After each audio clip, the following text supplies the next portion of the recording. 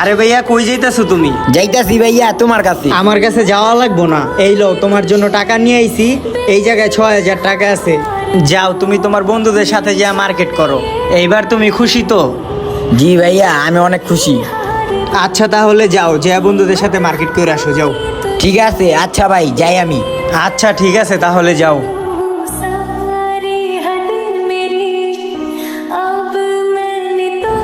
আরে ভাইয়া কই যেতেছো তুমি?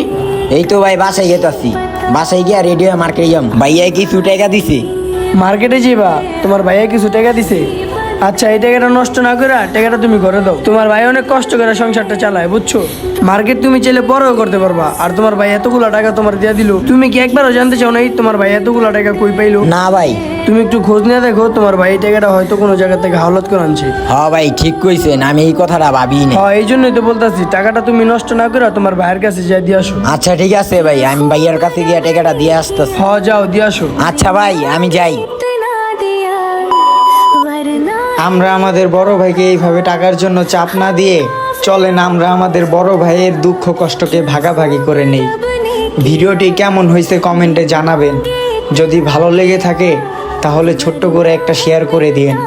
ধন্যবাদ।